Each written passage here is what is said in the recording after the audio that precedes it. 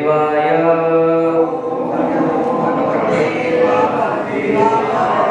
ओम नमो भगवते वासुदेवाय। ओम नमो भगवते वासुदेवाय।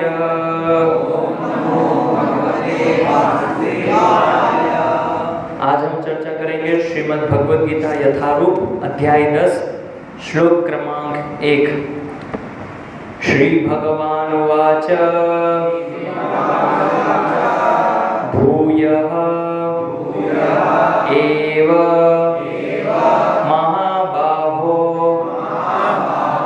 शृणु मे परमं वचः यत् ते अहं प्रीयमाणाय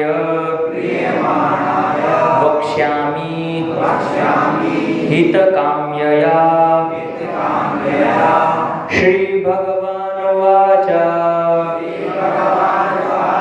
भूय एव महाबाहो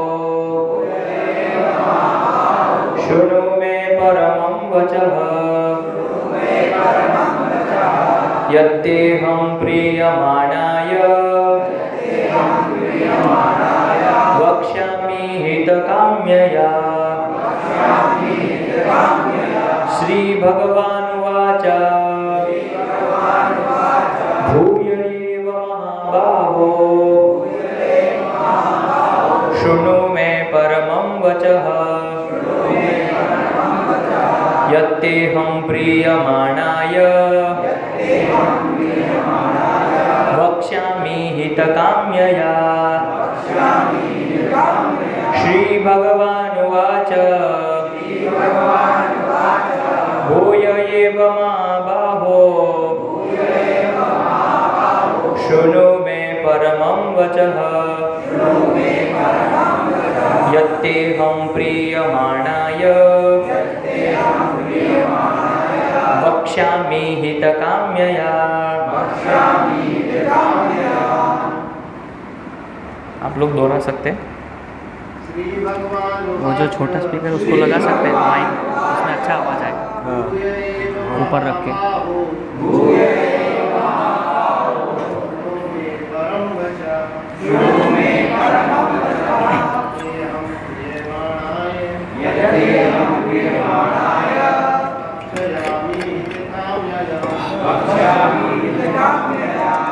श्री भगवान उवाच भूयेव महाबाहो शृणु मे परमं वचः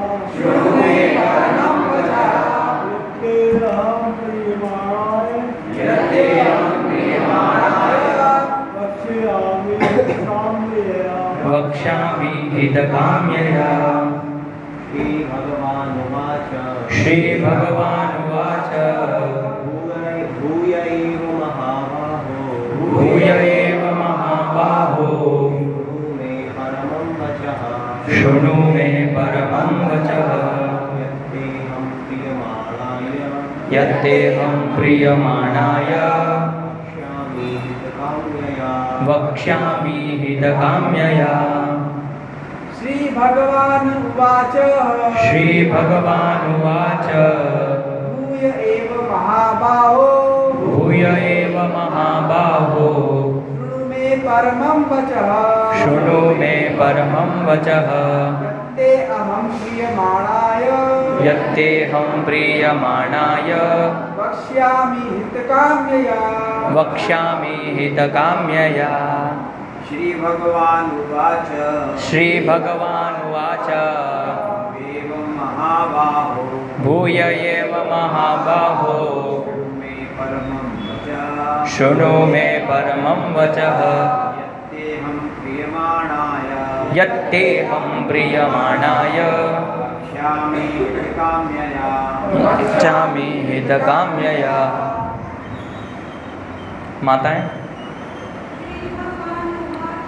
श्री भगवान उवाच भूय एव महाबाहो शृणु मे परमं वचः। तो वॉल्यूम बढ़ा।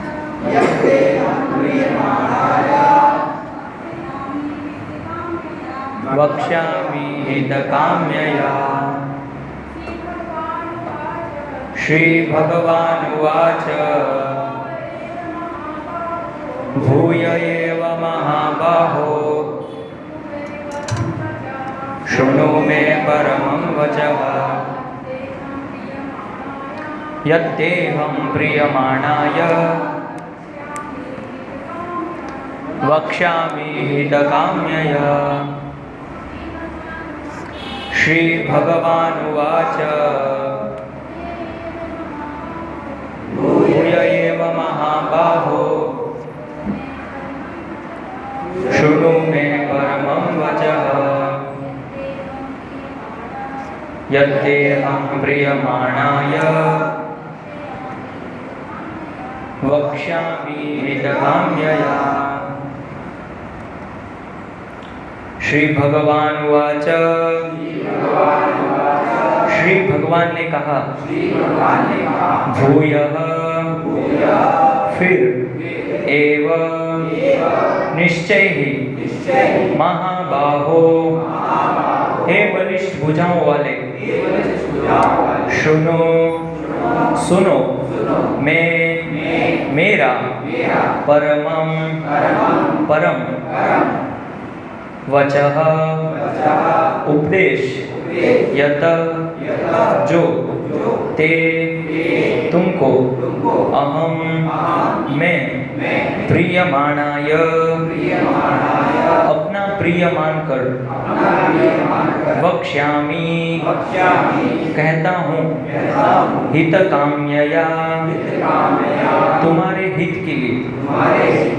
अनुवाद एवं तात्पर्य अभय चरणारविंद भक्ति वेदांत स्वामी प्रभुपाद जी के द्वारा अनुवाद।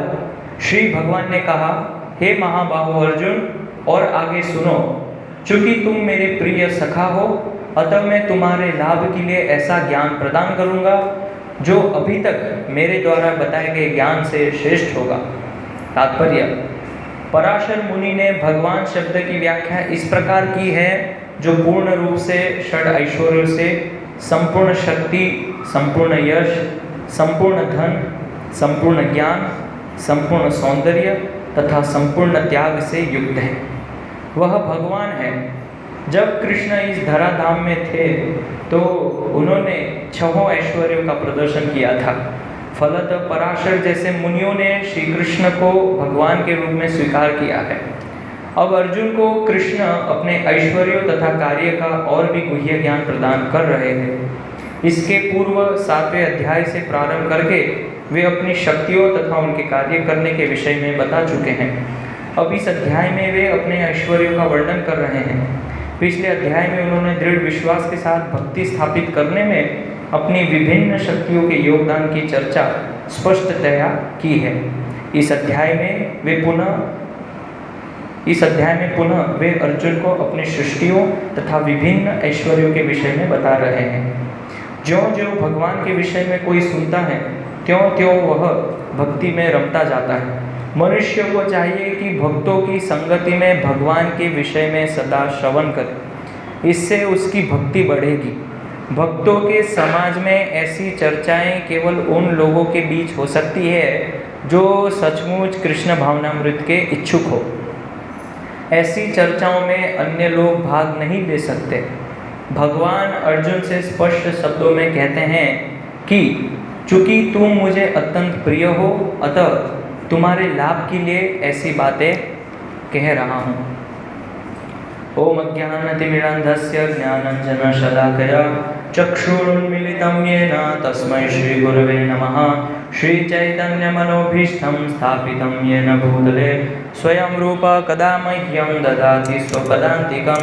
वन्देऽहं श्रीगुरो श्रीयुतपदकमलं श्रीगुरुन् वैष्णवांश्च श्रीरूपं साग्रजातं सागररघुनाथान्वितं तं सजीवं साद्वैतं सावधूतं परिजनसहितं कृष्णचैतन्यदेवं श्रीराधाकृष्णपादान् सगणललिता श्रीविशाखान्वितांश्च गुरवे गौरचंद्राय राधिकायै तदालये कृष्णाय कृष्णभक्ताय तद्भक्ताय नमो नमः।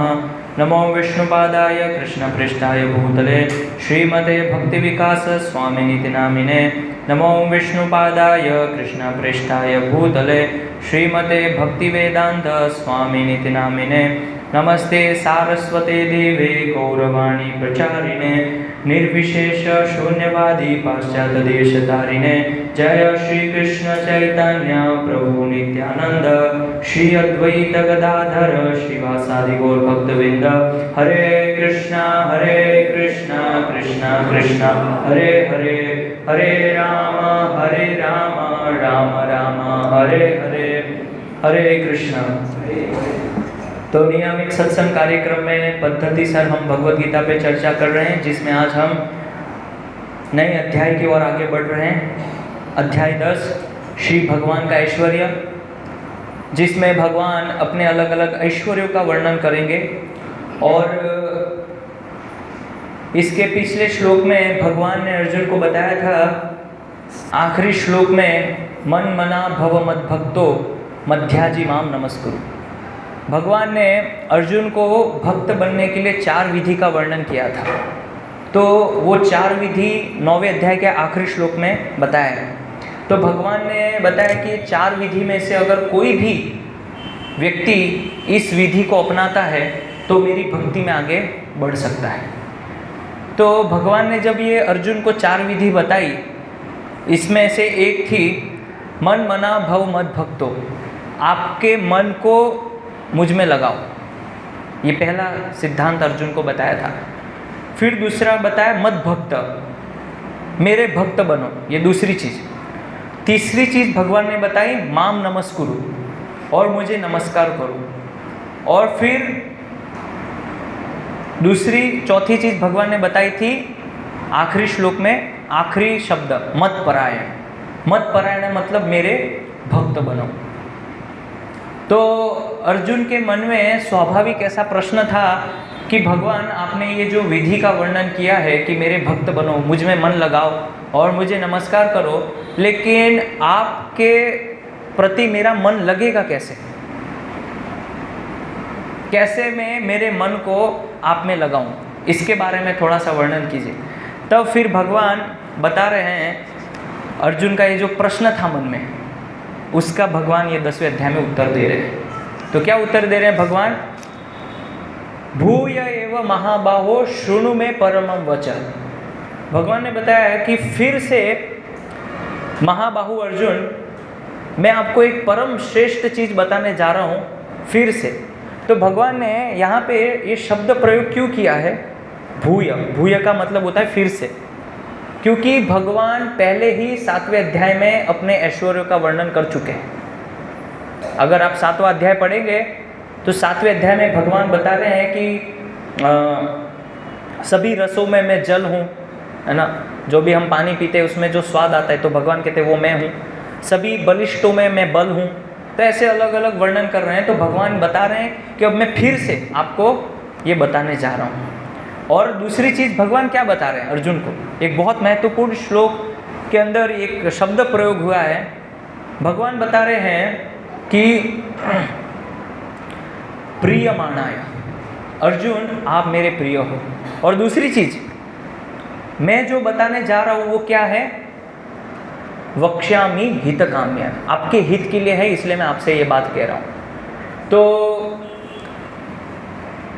यहाँ पे श्री भगवान का ऐश्वर्य, जब हम किसी व्यक्ति से मिलने जाते हैं या किसी व्यक्ति से बात करना चाहते हैं जो कि बहुत प्रतिष्ठित है, समाज में बहुत सम्मानित है, पहले हमें उसके ऐश्वर्य के बारे में पता होना चाहिए कि उसकी पावर क्या है, उसकी शक्ति क्या है। तो जब हम भगवान की भक्ति में लगते हैं, भगवान की जब सेवा करते हैं, तो भगवान की सेवा आरंभ करने से पहले हमें पता होना चाहिए कि भगवान चीज़ है क्या। इसीलिए भगवान अर्जुन को बता रहे हैं कि अब सुनो, आपको मैं अब मेरा ऐश्वर्य बताने जा रहा हूँ। मान लीजिए हमको पता नहीं है कि नरेंद्र मोदी का ऐश्वर्य क्या है, उनकी पावर क्या है, और ऐसे ही मिलने चले जाएंगे तो आपको उतना फ़ायदा नहीं होगा। मान लीजिए आपको कुछ नहीं पता है नरेंद्र मोदी के बारे, बस आप ऐसे ही मिलने चले गए, समझा कि ये तो एक सामान्य नागरिक है देश का, तो आपका फायदा होगा। लेकिन जब आप ये समझ के जाओगे कि मैं जिस व्यक्ति से मिलने जा रहा हूँ वो देश के प्रधानमंत्री हैं, उनके हाथ में शक्ति है, सत्ता है, उसी प्रकार से जिस भगवान की मैं शरण लेना चाहता हूँ, जिस भगवान को मैं शरणागत होना चाहता हूँ, वो भगवान अनंत कोटि अनंत ब्रह्मांड के नायक है। ये जो पूरी सृष्टि है ये भगवान के ऊपर टिकी हुई है, ये पूरा हमें ज्ञान होना चाहिए ऐश्वर्य का। इसीलिए भगवान अभी अर्जुन को ऐश्वर्य बता रहे हैं। तो भगवान, तो यहाँ पे भगवान शब्द का अर्थ क्या होता है, प्रयोग बताया जा रहा है। तो बता रहे हैं कि जिस व्यक्ति के पास विद्वत्ता होती है, जिस व्यक्ति के पास विद्या होती है, उसको हम बोलते हैं विद्वान। उसी प्रकार से जिस व्यक्ति के पास ये जो 6 ऐश्वर्य जो बताए भगवान के अंदर है, षड ऐश्वर्य, इसको भग बोलते हैं, इसको जो धारण करता है उसको बोलता है भगवान। जैसे हम बोलते हैं विद्वत परिषद शब्द सुना है, तो विद्वत क्यों बोलते हैं, क्योंकि उसके पास विद्या है, ज्ञान है, इसीलिए उसको विद्वान बोला जाता है, जो विद्या को धारण करता है। तो यहाँ पे बताया जा रहा है कि भगवान अर्जुन को जो ज्ञान देने जा रहे हैं बहुत ही गुह्य है, बहुत ही गुह्य है। देखिए भगवान भगवत गीता में जो ज्ञान दे रहे हैं, आपको ऐसा लगेगा कि इसमें तो भगवान अपने ब्रज के बारे में कुछ नहीं बता रहे हैं, राधा रानी और जो गोपियाँ हैं, रासलीला के बारे में तो नहीं है, तो ये सब गुह्य चर्चाएं तो भगवत गीता में नहीं है, तो भगवान ये गुह्य ज्ञान क्यों बता रहे हैं? ये तो गुह्य ज्ञान नहीं है, ये तो बहुत सामान्य ज्ञान है, ऐसा क्यों? तो बताया गया है कि जहाँ पे श्रीमद् भगवत गीता समाप्त होती है, भगवत गीता का आखिरी श्लोक जहाँ पे भगवान का संदेश समाप्त होता है, सर्वधर्मान परित्यज्य, है ना, कि सब धर्मों को छोड़ के मेरी शरण लो, वहाँ पे भागवतम का आरंभ होता है, श्रीमद् भागवतम पुराण। तो भगवान ने बता दिया कि मेरी शरणागति लो, तो अभी शरणागति कैसे लेनी है वो भागवत पुराण में। तो जो भगवान के भक्तों की अंतरंग लीला है, भगवान के भक्तों के संबंध में जो आदान प्रदान है वो श्रीमद् भागवत में है। यहाँ पे जो भगवान अर्जुन को ज्ञान दे रहे हैं भगवत गीता में, वो ये समझाने के लिए कि तुम पहले ये स्वीकार करो कि मैं भगवान हूँ, पहले ये स्वीकार करो। क्योंकि समाज के अंदर भगवान को लेके बहुत सारी गलत धारणाएं, बहुत सारी। अभी मैं यहाँ पे सबको पूछूंगा तो 30-40 तो भगवान यही निकल जाएंगे। और लोग इतने मूर्ख हैं कि हमारे संस्कृति में जबकि शास्त्र उपस्थित हैं, उपलब्ध हैं, उसके बाद भी लोगों को कोई स्पष्ट ज्ञान नहीं है भगवान के बारे में। ये मूर्खता है।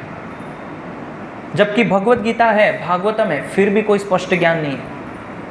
और ये मूर्खता किस प्रकार की है कि हम लड़ाई कर रहे हैं भगवान के ऊपर। एक बोल रहा है मेरा भगवान बड़ा है, दूसरा बोलता है नहीं तेरा भगवान छोटा है, मेरा भगवान बड़ा है।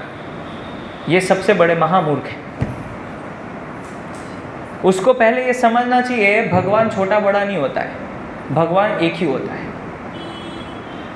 भगवान किसी का छोटा किसी का बड़ा नहीं होता है, और वो भगवान है तभी एक है, तभी तो वो भगवान है।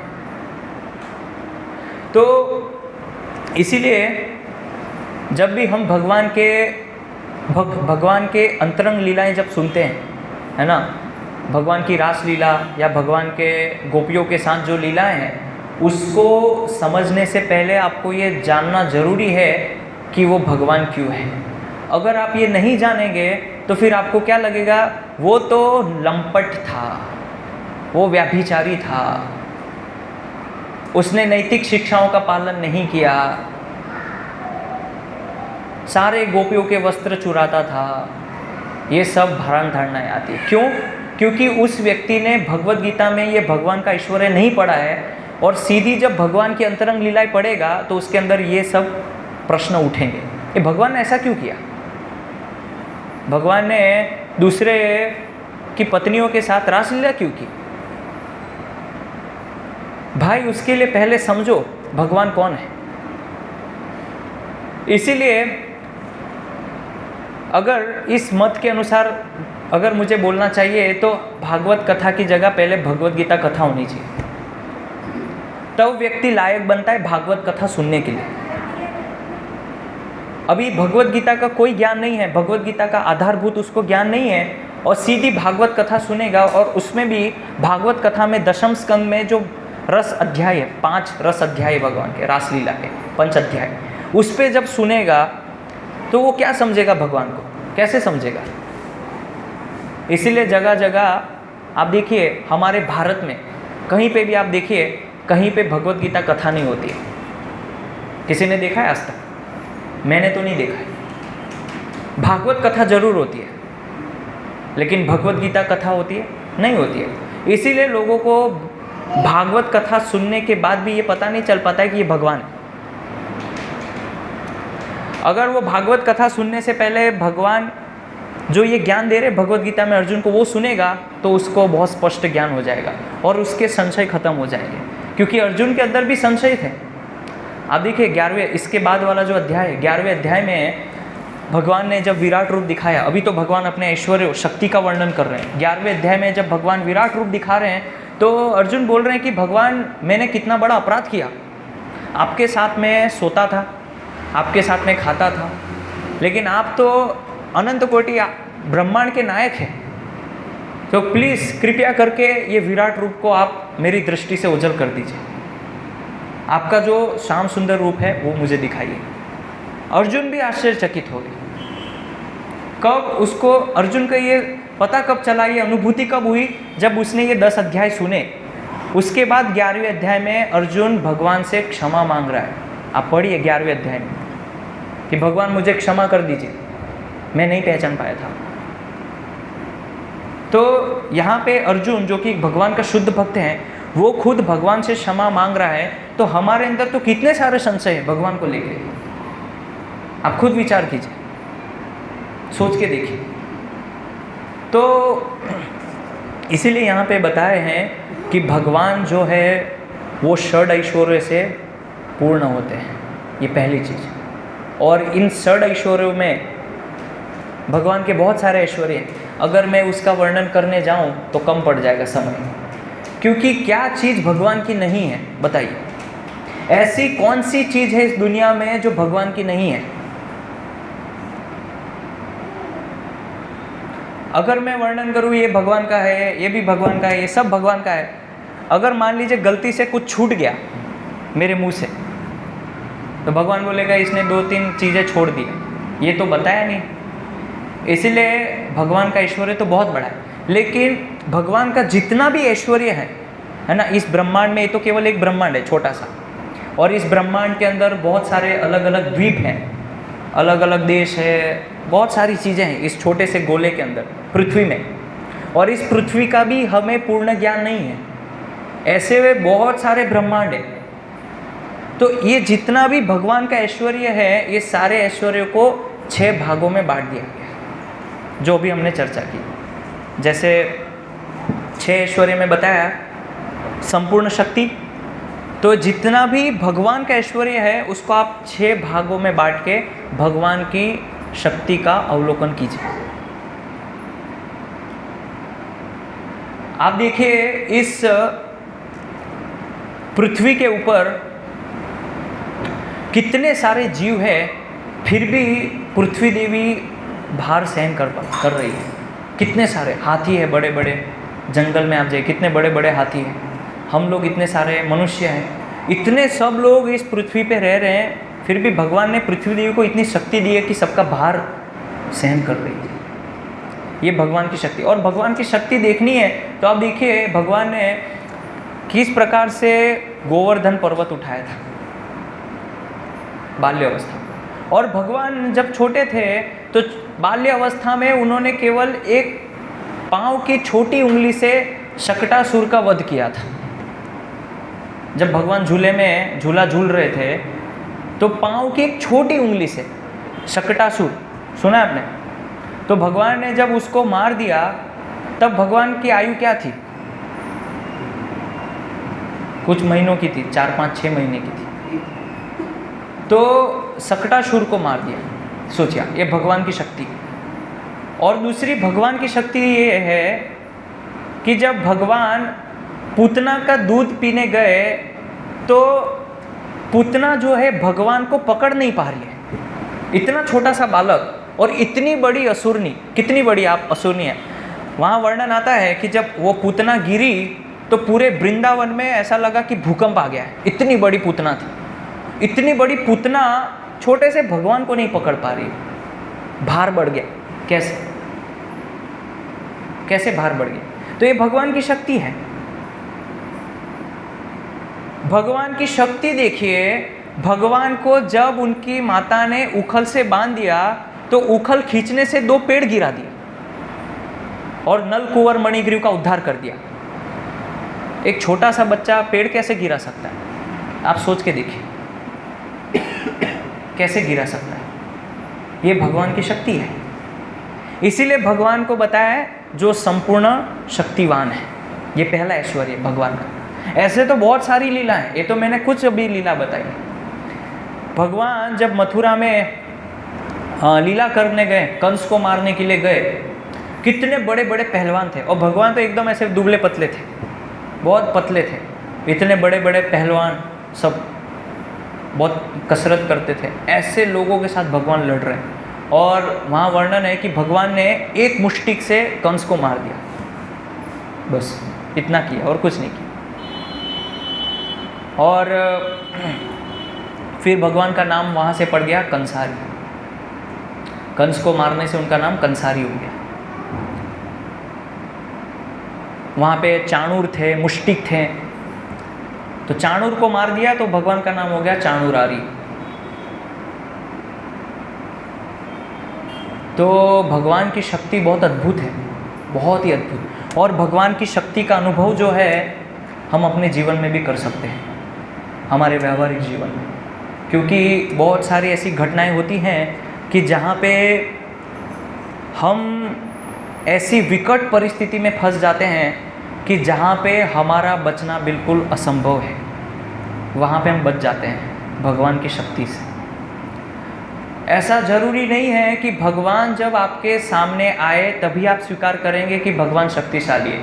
भगवान की शक्ति अप्रत्यक्ष रूप से, जो किसी को दिखती नहीं है, उस तरह भी भगवान की शक्ति कार्य करती है। जैसे बताया गया है कि भक्तों के जीवन में, वैष्णव के जीवन में जब कष्ट आता है तो भगवान का एक रूप है नरसिंह रूप, अप्रत्यक्ष रूप से वैष्णवों की, भक्तों की रक्षा करते हैं। आप बोलेंगे प्रभु जी दिखते नहीं है नरसिंह देव, कहाँ है? लेकिन भगवान रक्षा करते हैं। बहुत सारी घटनाएं हैं। एक लड़की थी अमेरिका में, बहुत छोटी थी, तो वो माताजी वो माला शॉपिंग कर रही थी और शॉपिंग करते करते भूल गई। तो वो लड़की खेलते खेलते, छोटी सी बालिका हाईवे पे चली गई और सामने से ट्रक आ रही थी। तो वो जब ट्रक आ रहा था सामने से तो नरसिंह देव प्रकट हुए और वो लड़की को बचाया। तो उनकी माता ने पूछा कि कैसे हुआ? तो वो लड़की बोल रही थी कि मम्मी एक ऐसे शेर जैसे मुंह वाला कोई आदमी आया था और मेरे कंधे पे निशान है नाखून के, देखिए। तो भगवान रक्षा करते हैं हमारी। कैसे? अप्रत्यक्ष रूप से, उनकी शक्ति के द्वारा। ऐसा ज़रूरी नहीं है कि भगवान को रक्षा करने के लिए, जीवों की रक्षा करने के लिए साक्षात यहाँ उपस्थित होना पड़ता है, ऐसा ज़रूरी नहीं है। ये भगवान की शक्ति है। ऐसी भगवान की बहुत सारी शक्ति है। ये तो मैं कुछ शक्तियों का वर्णन कर रहा हूँ। तो इसीलिए बताया भगवान संपूर्ण शक्ति। फिर दूसरा ऐश्वर्य भगवान का क्या है? संपूर्ण यश, भगवान का यश। देखिए भगवान 5,500 5,000 साल पहले आए थे। तो भगवान जब यहाँ आए उसके पहले भगवान ने, आप देखिए 4थे अध्याय में भगवान ने क्या बोला कि ये ज्ञान मैं पहले ही सूर्यदेव विवस्वान को दे चुका हूँ। मतलब सूर्यदेव विवस्वान को जब भगवान ने ज्ञान दिया था उस समय भी लोग भगवान कृष्ण को जानते थे। भगवान का यश। और ऐसा नहीं है कि भगवान की जो भक्ति है वो केवल भारत में, इस भारतवर्ष में नहीं, भारत के बाहर दूसरे देशों में, दूसरी कंट्री में भी भगवान की भक्ति लोग पहले करते थे। तो एक दार्शनिक आए थे, उनका नाम था मेगास्थीनस। तो मेगास्थीनस जो थे वो भारत भ्रमण करने आए थे और उन्होंने बताया कि यहाँ के जो लोग थे, मतलब वो अपने देश की तुलना कर रहे थे कि भारत के जो लोग थे वो हेरेक्लेस की पूजा करते थे। हेरेक्लेस, ये शब्द याद रखिए, हेरेक्लेस। अब ये हेरेक्लेस क्या होता है? तो उनको ये शब्द बोलना नहीं आता है, इसलिए संस्कृत में इसको बोलते हैं हरिकुल ईश। हरिकुलानु ईश। हरिकुल ईश कौन है? भगवान कृष्ण। तो हेरेक्लेस की पूजा। और ऐसे बहुत सारे पुरातत्व मिले हैं कि जहाँ पे अन्य अलग अलग देशों में खुदाई करते समय सिक्के मिले हैं जिसके ऊपर कि बलराम जी का चिन्ह है, सिक्कों के ऊपर हल पकड़ते हुए। पाकिस्तान के अंदर भी जब खुदाई हुई पुरातत्व में ऐसी चीज़ें मिली है जो कुरुक्षेत्र महाभारत के समय में जो चीज़ें हमको देखने को मिली थी वो वहाँ भी है। तो ये भगवान का यश है। और एक विशेष चीज़ हम देख सकते हैं, एक बहुत बड़ी विशेष चीज़ कि भगवान का जो यश है अभी वर्तमान समय में पूरे वर्ल्ड के अंदर, केवल भारत नहीं, पूरे वर्ल्ड के एक कोने के अंदर, एक कंट्री में श्रील प्रभुपाद जी ने भगवान के यश को फैलाया। प्रभुपाद जी जब गए तो प्रभुपाद जी की कृपा से आज सब लोग हरे कृष्ण को जानते हैं।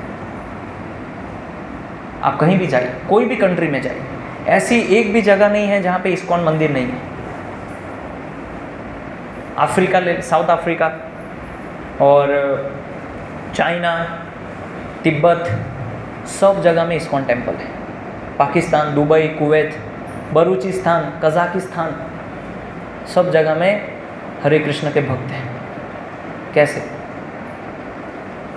और श्रील प्रभुपाद जी का वर्णन जो है हमारे शास्त्रों में भी है।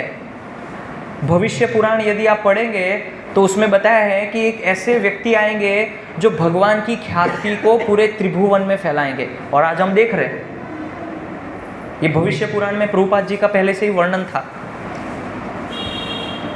अभी जो वर्तमान में भविष्य पुराण है उसमें बहुत सारी चीज़ों को ऐड कर दिया गया है बाद में, लेकिन जो ओरिजिनल टेक्स्ट हैं, वास्तविक जो श्लोक हैं भविष्य पुराण के, उसमें प्रभुपाद जी का वर्णन है। और प्रभुपाद जी ने पूरे विश्व में भगवान के यश को फैलाया। तो ये भगवान का यश है और कौन नहीं जानता है। आप देखिए, देवी देवता, असुर, दानव, सब लोग जानते हैं भगवान। अभी असुर दानव जो है वो शत्रु के रूप में देख रहे जो भी है, लेकिन जानते तो है भगवान को। तो ये भगवान का यश, ख्याति। तो भगवान की ख्याति की तुलना हम कर नहीं सकते, किसी से नहीं कर सकते, उनकी प्रसिद्धि की तुलना। और प्रभुपाद जी की महानता, उनकी कृपा देखिए कि जब उन्होंने कृष्ण भक्ति का प्रचार किया तो बहुत सारे लोगों को ये भी नहीं पता है कि स्वामी प्रभुपाद जी कौन है। कौन है स्वामी प्रभुपाद जी? सब लोग ये बोले हरे कृष्ण वाले जा रहे हैं। और जब प्रभुपाद जी ने हरे कृष्ण का प्रचार किया तो कुछ ऐसे भी मूर्ख लोग थे जिन्होंने मूवी भी बनाई, है ना, और उसमें सब गलत दिखाया।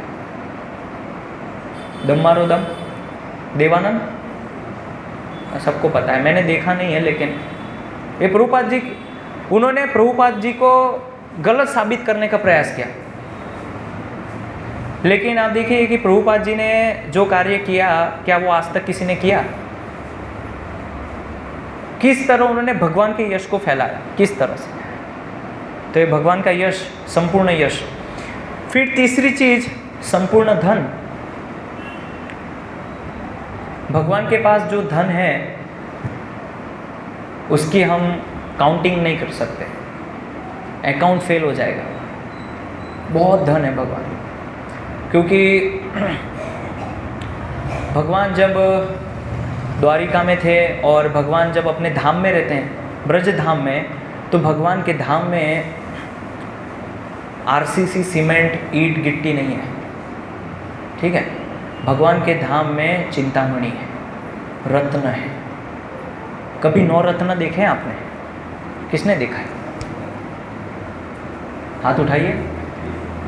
किसी ने नहीं देखा। अभी हम जन्माष्टमी के लिए भगवान की अभिषेक सेवा के लिए 9 रत्न बनाने जा रहे हैं। एक छोटा सा रत्न करीब 20-30 हज़ार का है। किसी ने देखा है 9 रत्न? चिंतामणि, ऐसे 9 रत्नों से भगवान का धाम बना हुआ है। ये भगवान का ऐश्वर्य है। और भगवान का ऐश्वर्य देखिए, जब स्वर्ग की अप्सरा वहाँ गई भगवान के धाम में, तो बोले कि ये यहाँ की ब्रज की गोपियाँ जो है, मोती जो 9 रत्न है उसके ऊपर वो चल रही है। इतना ऐश्वर्य भगवान के पास, धन की कोई तुलना नहीं है। और वहाँ की जो गोपियाँ हैं उनको उसमें कोई इंटरेस्ट नहीं है, वो चल रही है 9 रत्न पे। तो और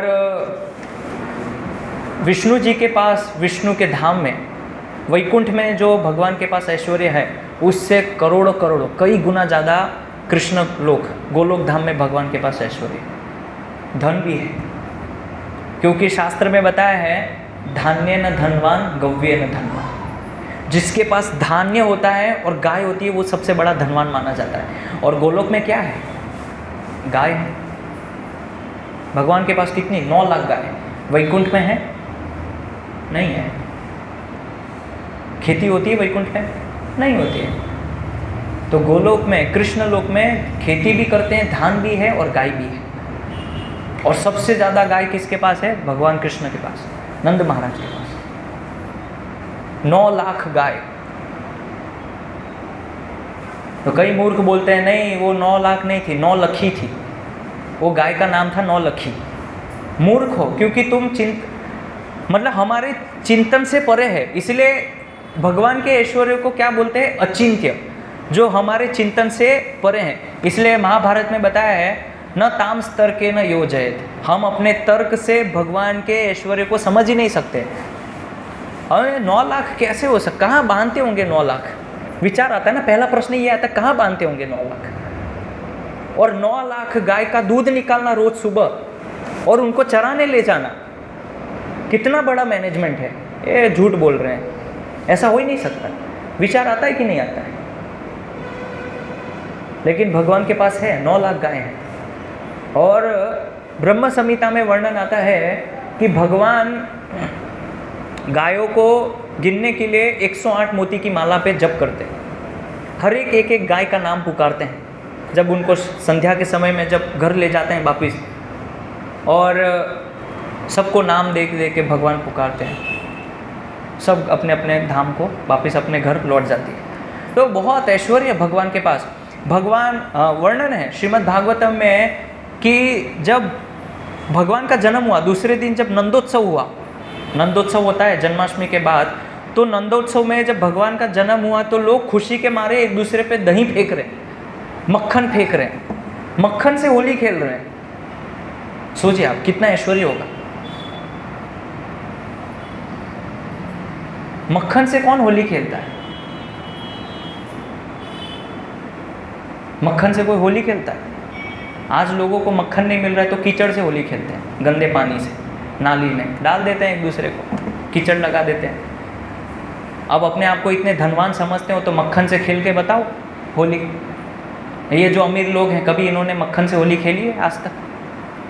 भगवान के धाम में बता रहे थे कि जब भगवान का जन्म हुआ तो इतना मक्खन फेंक रहे थे, इतना दही फेंक रहे थे कि तालाब बन गया, बह के सब जा रहा था। घी, मक्खन, दही, दूध एक दूसरे के ऊपर डाल रहे थे गाय का, क्योंकि वो उनके लिए स्वाभाविक है। गांव में ऐश्वर्य मतलब यही होता है। गांव में ऐश्वर्य मतलब पैसा नहीं होता है। इसलिए वहाँ की जो गोपियाँ हैं उनको ये 9 रत्न मणि से कोई लेना देना नहीं है। उनके घर में आप देखिए, भगवान चोरी किस चीज़ की करते थे? मक्खन और दही की, क्योंकि गांव में इसको ज़्यादा शुद्ध और इस व्यक्ति को ऐश्वर्यवान माना जाता है। गांव में सोना चांदी ठीक है तो है, कोई प्रॉब्लम नहीं। इसीलिए हमारे आचार्य वृंदावन के जो गोस्वामी हैं वो बताते हैं कि जब भगवान गोपियों के वस्त्र चुराते थे या उनके आभूषण जब चुराते थे तब उनको इतनी समस्या नहीं होती थी, क्योंकि वो बहुत तुच्छ समझते हैं। लेकिन जब भगवान दही को चुराते हैं, मक्खन को चुराते हैं, तब गोपियाँ बहुत परेशान होती हैं। और एक वल्लभ संप्रदाय में भगवान के एक महान भक्त थे, उनका नाम था कुंभन दास जी। उनके बेटे का नाम था चतुर्भुज दास जी। तो ये वल्लभ संप्रदाय में एक महान आचार्य हुए कुंभन दास जी। तो कुंभन दास जी जो है वो भगवान से डायरेक्ट वार्तालाप करते थे। यह भी कुछ सालों पहले की बात है, 300 साढ़े 300 400 साल पहले। मतलब भगवान अर्चा विग्रह से बाहर निकल के जो है उनसे बात करने आते थे। तो एक बार वर्णन आता है उनकी कथा में, कुंभन दास जी को मतलब अर्चा विग्रह में बहुत रुचि थी, और भगवान का जो व्यक्तिगत रूप था, जब भगवान उनसे बात करते थे तो उतना आकर्षण नहीं था। मतलब भगवान के अर्चा विग्रह की महत्वता को समझाना चाह रहे हैं इस लीला से। तो एक बार भगवान आए और वो खेती कर रहे थे, खेत जोत रहे थे। तो भगवान वहाँ प्रकट हो गए कुंभन दास जी के पास और बोला कि देखो बोला आप मुझे परेशान क्यों करते हैं, मुझे काम क्यों नहीं कर, और आपको बुलाया किसने यहाँ पे, मैंने तो बुलाया नहीं आपको, तो आप मंदिर छोड़ के इधर आते क्यों हैं। बोले मुझे मन ही नहीं लगता है, तो कुछ लीला करना है, लीला। वो क्या लीला करेंगे, बोलते हैं ठीक है।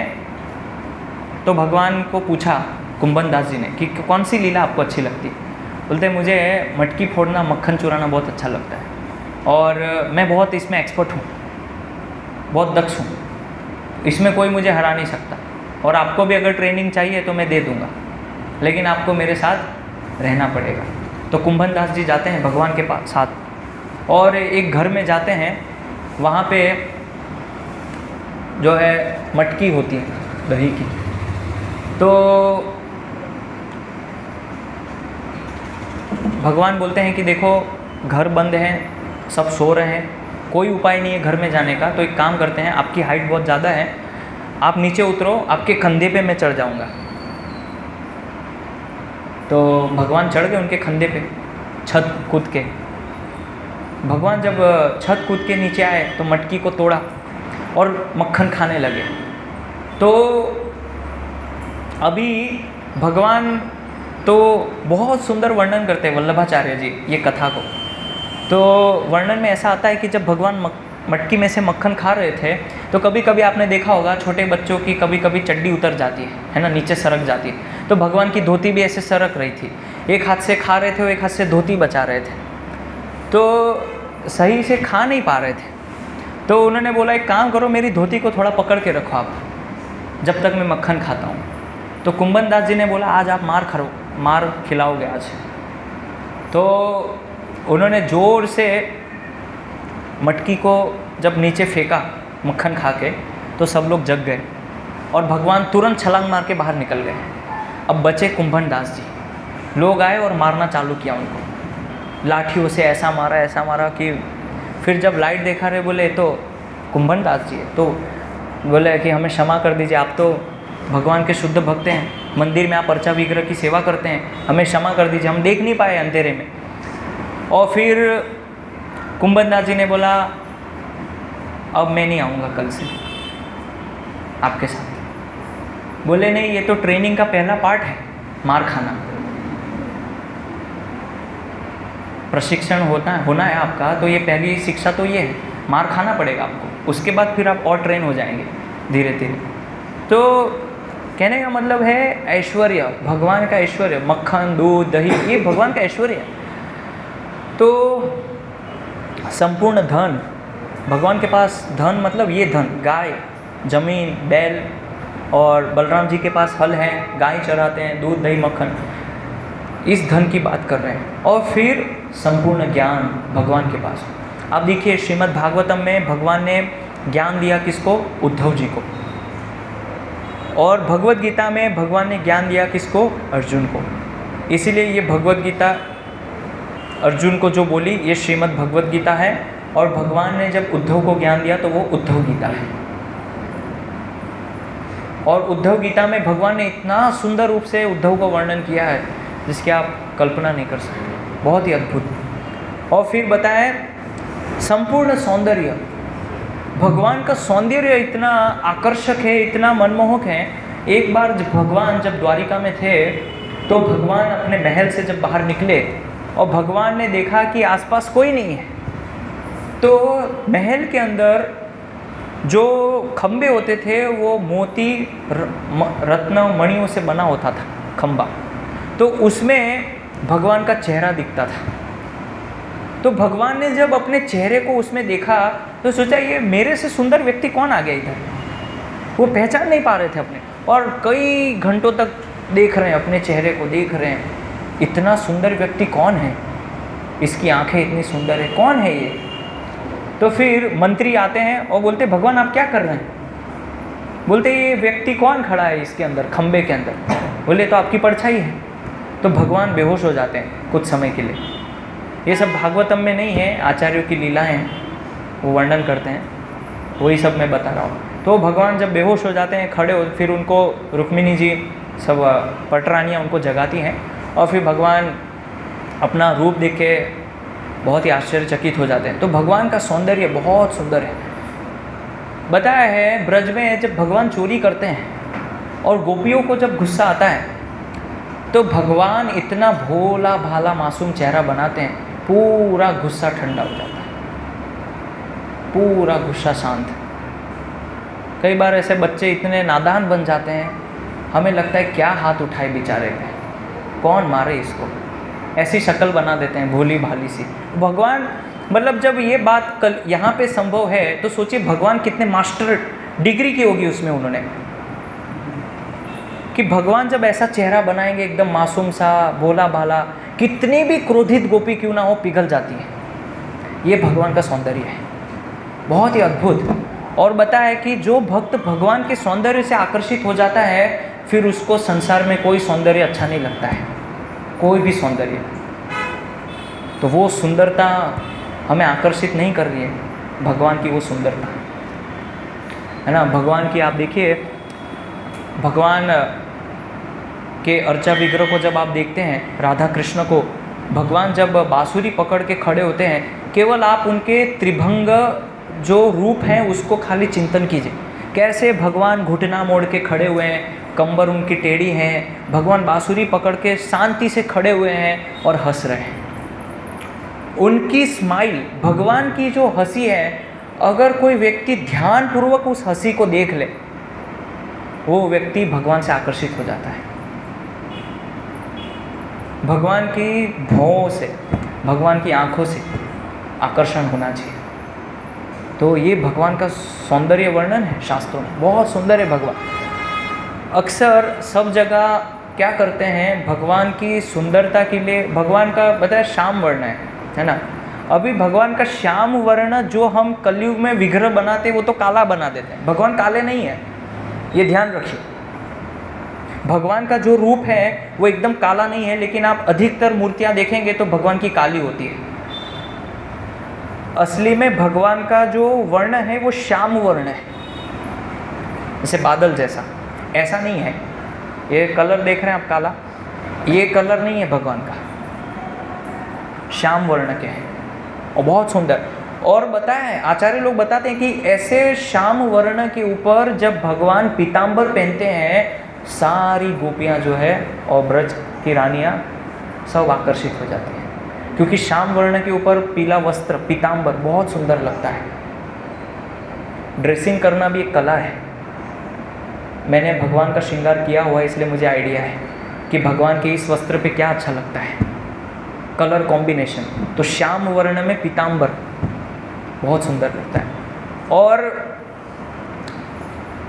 जब भगवान श्याम वर्ण के ऊपर, पीतांबर के ऊपर और जब मोर पंख लगाते हैं तो बस खत्म, भूल जाइए। बहुत सुंदर, बहुत आकर्षित दिखते हैं भगवान जब मोर पंख लगाते हैं, क्योंकि श्याम वर्ण मोर पंख का जो ग्रीन कलर है और पीतांबर है पूरा कलर जो कॉम्बिनेशन बहुत सुंदर। तो ये भगवान की सुंदरता है, बहुत अद्भुत। मैं भगवान की सुंदरता के ऊपर पूरी एक क्लास ले सकता हूँ, इतना अद्भुत भगवान का सौंदर्य है। भगवान के एक एक अंग का वर्णन है, भगवान की उंगली कैसे है, भगवान के गर्दन किस तरह से है, पूरा विस्तार से वर्णन है। भगवान की कमर कैसी है। उसी तरह श्रीमती राधा रानी का भी वर्णन है कि श्रीमती राधा रानी जब चलती है तो कैसे वो चलती है, भगवान जब चलते हैं तो कैसे वो चलते हैं। ये बहुत विस्तार से आचार्य लोग वर्णन करते हैं। अभी मैं वो बताऊंगा तो बहुत गुह्य लीलाएं हो जाएगी। ठीक है, आप लोग का मन लग रहा है, लेकिन अभी थोड़ा डाइवर्ट करते हैं।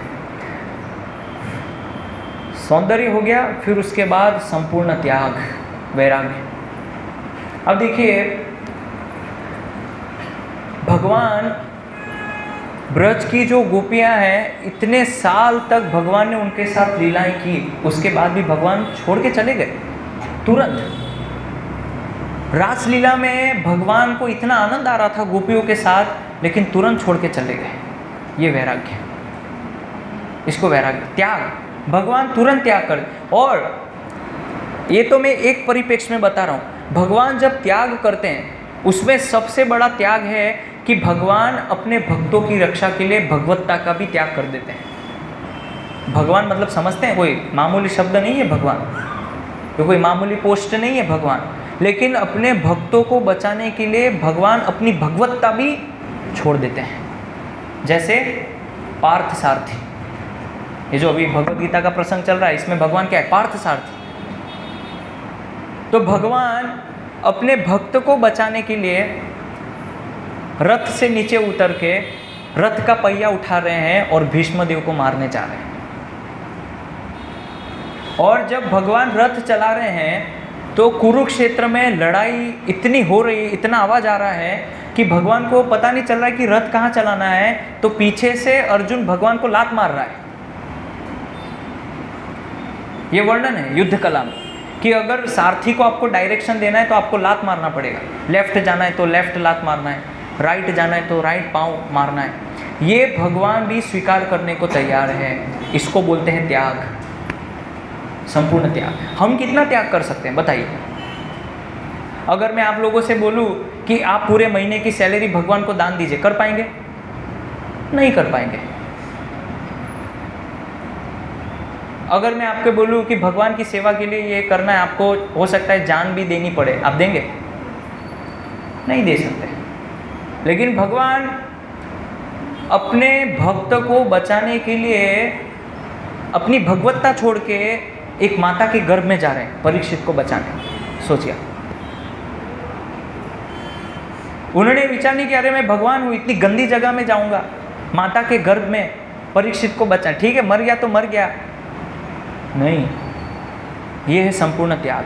तो भगवान के अगर ये 6 ऐश्वर्यों के बारे में कोई जब सुनता है, तो अभी भगवान ऐश्वर्यों के बारे में अर्जुन को वर्णन करने वाले हैं। ये ऐश्वर्यों के बारे में जब कोई व्यक्ति सुनता है तब भगवान के प्रति उसका मन लगता है। अभी आपका मन लग रहा है ना, कथा कर रहा हूँ तो आपको भी अच्छा लग रहा है कि और 2-3 स्टोरी सुनाएं प्रभु जी। तो इसी प्रकार अर्जुन को भी भगवान बोल रहे हैं कि आप मेरी कथा के बारे में सुनते रहिए। देखिए, प्रभुपाद जी समझा रहे तात्पर्य में कि ज्यों ज्यों भगवान के विषय में कोई सुनता है, त्यों त्यों भक्ति में रमता जाता है। और दूसरा क्या बताया है कि भक्तों की संगति में भगवान के विषय में सदा श्रवण करे, इससे उसकी भक्ति बढ़ेगी। भक्ति बढ़ने का कारण क्या है? भगवान के भक्तों के संग में भगवान की कथा सुनना। और ये जो कथा है बहुत दुर्लभ चीज़ है। भगवान के धाम में भी भगवान की कथा नहीं है। सोचिए, वैकुंठ में कथा नहीं है भगवान की, है ना। हमारा प्रयोजन है अधिकतर भक्तों का भगवान के धाम जाना, लेकिन वहाँ कथा नहीं मिलेगी। जितनी कथा सुननी है यहाँ सुन लीजिए। अब बोले इतनी दुर्लभ चीज़ क्यों है प्रभु जी? कथा कहाँ दुर्लभ है? एक माइक लगाओ, स्टैंड लगाओ, बैठ जाओ, चालू कर दो। वो यहाँ है। स्वर्ग में देवताओं को कथा नहीं मिलती है, वैकुंठ में कथा नहीं है। इसका एक प्रसंग है। राम भगवान जब अपनी अयोध्या की लीला समाप्त करके वापिस साकेत धाम जब जा रहे थे, तो प्रभु श्री राम ने पूछा, हनुमान जी आपको चलना है, साकेत धाम वापस जा रहे हैं? तो बोले कि प्रभु एक प्रश्न है, कथा वहाँ मिलेगी और कथा का टाइम क्या है? वो नहीं होगा, कथा नहीं है वहाँ तो मैं खुद रहता हूँ, कथा क्यों चाहिए आपको? बोले ठीक है आप लोग जाएंगे, मैं यहीं रहता हूँ, नहीं आना मुझे। हनुमान जी नहीं गए भगवान के साथ और बोला कि प्रभु आप मुझे ऐसा आशीर्वाद दीजिए कि जब तक कलयुग में रामायण का पाठ होगा तब तक मैं यहाँ पे रहूँ। यह आशीर्वाद मांगा।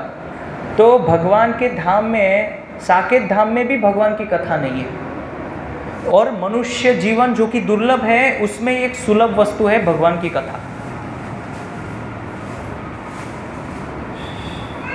जो कि भगवान के धाम में भी बहुत दुर्लभ है, वैकुंठ में भी। वैकुंठ में क्या करते हैं? क्या बैठ के वहाँ कथा सुनते हैं? नहीं, वहाँ तो भगवान की सेवा करते हैं, चावल ढुला रहे हैं, मोर पंख ढुला रहे हैं, भगवान के पाँव दबा रहे हैं। वहाँ पे ज़्यादा चूचा नहीं करना है, साइलेंट है, बिल्कुल पिन ड्रॉप साइलेंस, कुछ नहीं होना चाहिए वहाँ। आप देखिए, जब बृहद भागवतामृत में वर्णन है, जब गोप कुमार अलग अलग यात्रा करते हुए भगवान के धाम जब पहुँचा तो चिल्लाता चिल्लाता अंदर घुस गया गोप कुमार। तो द्वार पर बोले, शांति भाई, साइलेंट। भगवान जो है अभी आराम कर रहे हैं, और यहाँ पे जो है गोलोक जैसा नहीं है कि चिल्ला चोट करो और भगवान पे चढ़ जाओ और कूद जाओ और मुट्ठी मारो और मुंह में पानी भर के एक दूसरे पे उड़ाओ, ये सब यहाँ नहीं है। बोले मुझे नहीं रहना है यहाँ, मुझे आगे जाना है। और वहाँ के जो द्वारपाल थे बोले, ये क्या कपड़े पहन के आ गए आप? तो गोबर की बास आ रही है इसमें से, गोबर लगा हुआ है, कपड़े तो ढंग से पहनते। मतलब वैकुंठ में जो है भगवान की कथा नहीं, भगवान की सेवा जरूर है। इसलिए कथा को श्रवण करने से भगवान के प्रति मन लगता है। इसीलिए भगवान जो है अर्जुन को भी भगवान का ऐश्वर्य बताने जा रहे हैं, जो कि आगे और भी श्लोकों में वर्णन आएगा। और दूसरी चीज़, आखिरी तात्पर्य में क्या बोल रहे हैं प्रभुपाद जी? भगवान अर्जुन से स्पष्ट शब्दों में कहते हैं, चूंकि तुम मुझे अत्यंत प्रिय हो अतः तुम्हारे लाभ के लिए ऐसी बातें कह रहा हूँ। अर्जुन भगवान को बहुत प्रिय है, बहुत प्रिय। हम भगवान को प्रिय है कि नहीं?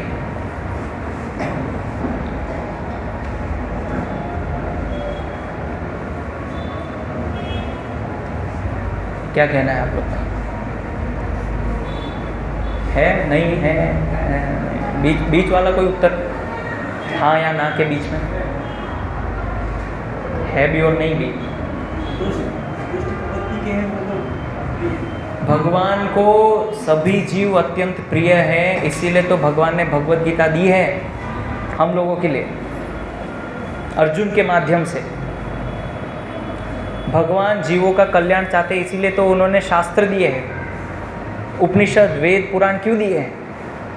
ताकि जीव इसको पढ़ के भगवत प्राप्ति में आगे अग्रसर हो सके, भगवान की भक्ति में आगे बढ़ सके। भगवान चाहते हैं ऐसा।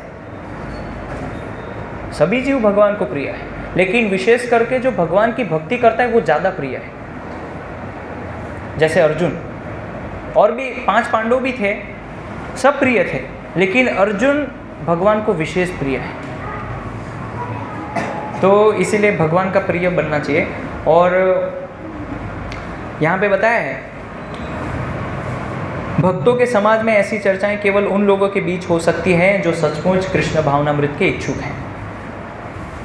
अभी ये जो मैंने कथा का वर्णन आप लोगों को किया, ये भगवान की लीलाएं जो बताई, ये आप लोगों के बीच में ही कर सकता हूँ, क्योंकि आप लोग इसको सुनना चाहते हैं, जानना चाहते हैं।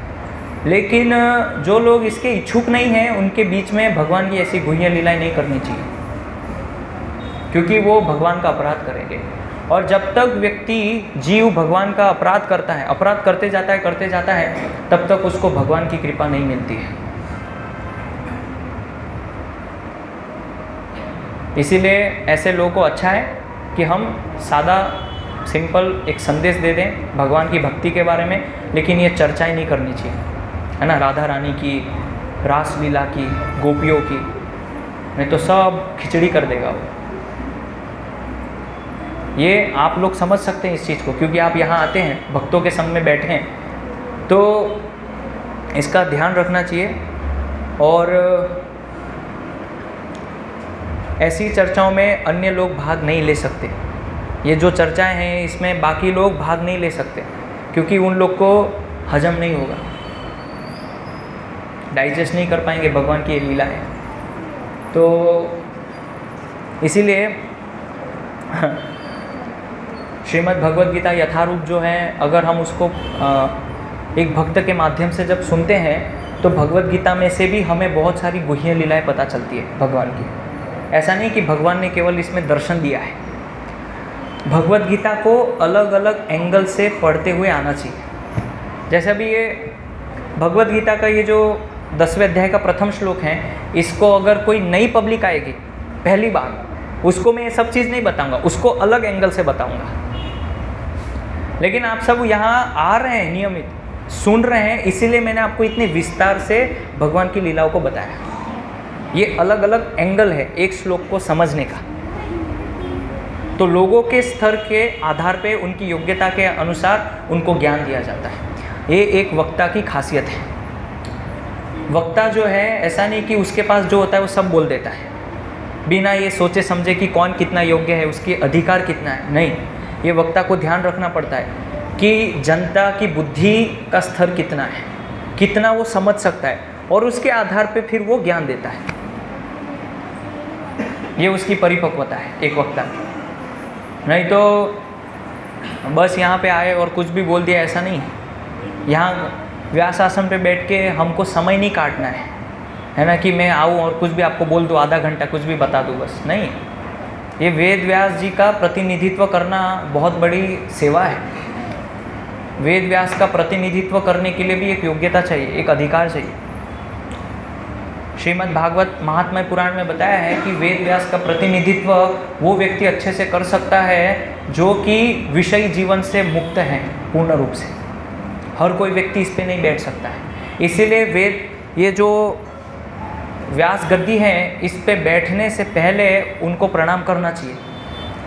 ये उनका सम्मान है, और उनको प्रणाम करके उनकी कृपा से, वेद व्यास जी की कृपा से एक वक्ता जो है बोल पाता है, उनको शक्ति मिलती है वेद व्यास जी से, तब वो संदेश सही रूप से लोगों को दे पाता है। मतलब हम ऐसा सोचें कि मैं बहुत सारी तैयारी करूँगा, बहुत सारे शास्त्र पढ़ूंगा, बहुत श्लोक पढ़ूंगा और बोलूँगा लोगों को, है उससे नहीं होता है।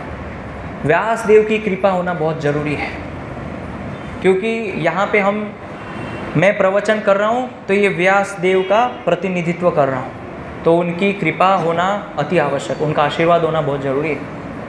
इसीलिए श्रीमद् भागवतम कथा करने से पहले ये नियम है, श्रीमद् भागवत में बताया है कि जब भी भागवत पारायण करते हैं तो ये 2 श्लोक मुख्य रूप से बोलने चाहिए।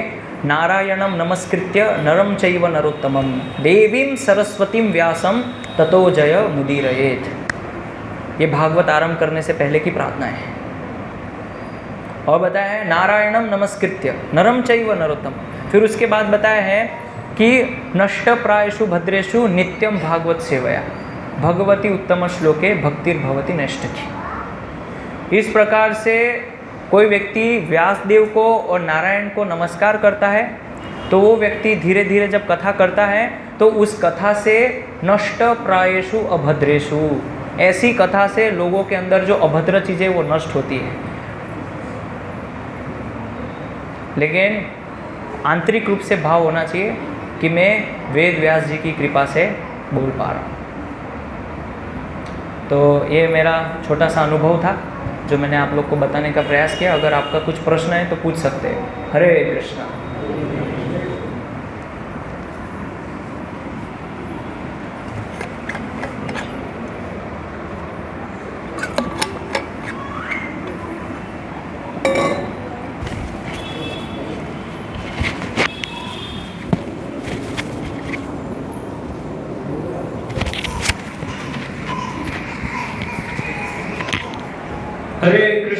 हरे कृष्णा कृष्णा कृष्णा हरे हरे, हरे राम राम राम हरे हरे।